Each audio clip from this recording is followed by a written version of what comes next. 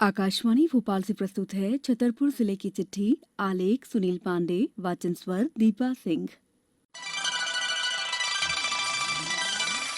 छतरपुर जिले में आमजनों की समस्याओं के निवारण के लिए प्रत्येक विकासखंड के दो दो गांवों में जन चौपाल का आयोजन किया जा रहा है।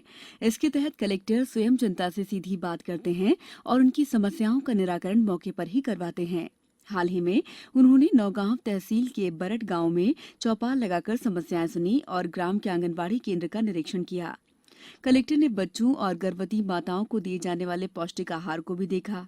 जिला कलेक्टर ने बैंक कर्मचारियों को निर्देशित करते हुए कहा कि सभी किसानों के क्रेडिट कार्ड बनाए जाएं। कलेक्टर शीलेंद्र सिंह ने ग्रामीणों को स्वास्थ्य विभाग के आयुष्मान कार्ड योजना की जानकारी दी, उसके फायदे बताए। साथ ही ग्राम सचिव को निर्देश दिए कि तत्काल शिविर लगाकर अधिक से अधिक लोगों के आयुष्मान कार्ड बनवाए जाएं।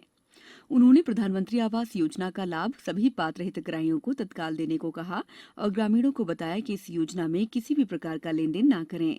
इसके पहले भी गौरेहार, बड़ा मलहरा विकासखंड के गांव में जन चौपाल का आयोजन हो चुका है।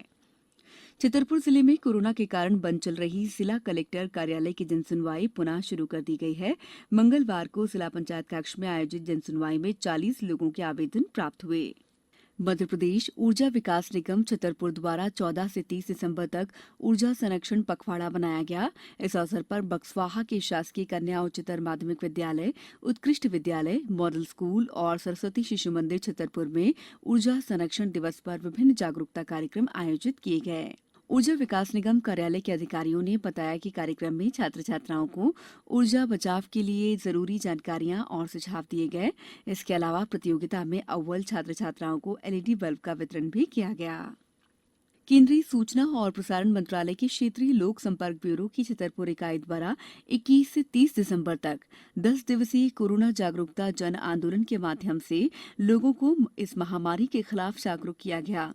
छतरपुर जिले के शहरी क्षेत्र और विकासखंड नौगांव, ईशानगर और राजनगर के विभिन्न ग्रामीण अंचलों में कोरोना संक्रमण से बचाव के लिए मोबाइल वैन, चलित वाहन प्रदर्शनी, बैनर, दीवार लेखन, पैम्पलेट वितरण, मास्क वितरण, सैनिटाइजर का उपयोग करवाते हुए आम लोगों को बचाव के इन साधनों का पालन करने की शपथ भी दिलाई गई।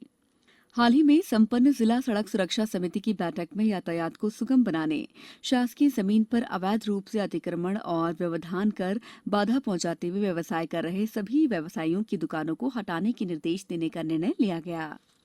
छतरपुर जिले में अब ग्रामों को भी स्वच्छ रखने का बड़े पैमाने पर काम किया जाएगा। शासन की सॉलिड लिक्विड वेस्ट मैनेजमेंट योजना के तहत छतरपुर जिले के 131 गांवों का चयन हुआ है, जिसके लिए प्रत्येक विकासखंड स्तर पर युद्ध स्तर पर कार्य किया जा रहा है। इस योजना से गांवों में नालियों का निर्माण, कचरा संग्रहण केंद्र, गीला और सूखा कचरा अलग अलग एकत्रित करने जैसे तमाम प्रबंध किए जाएंगे। केंद्र सरकार के एक प्रतिनिधि मंडल ने जिले में कृषि विभाग के अंतर्गत संचालित राष्ट्रीय खाद्यान्न सुरक्षा मिशन के विभिन्न क्रियाकलापों का निरीक्षण किया और किसानों को सरकार की विभिन्न योजनाओं की जानकारी दी। उप संचालक किसान कल्याण तथा कृषि विकास मनोज कश्यप ने बताया है कि 2 दिवसीय भ्रमण कार्यक्रम के तहत विकासखंड राजनगर और छतरपुर के भ्रमण के दौरान प्रतिनिधि मंडल ने ग्राम बेनीगंज की कृषक शीला मिश्रा की सरसों की मिनीकिट फसल का तथा ग्राम पहाड़ी के हिराजू तथा ग्राम चित्रई के भ्रमण में किसानों से उनके द्वारा उत्पादित फसल के संबंध में चर्चा की। दल ने ग्राम कदारी की कृषक गौरीशंकर कुशवाहा की गेहूं की किस्म का अवलोकन भी किया।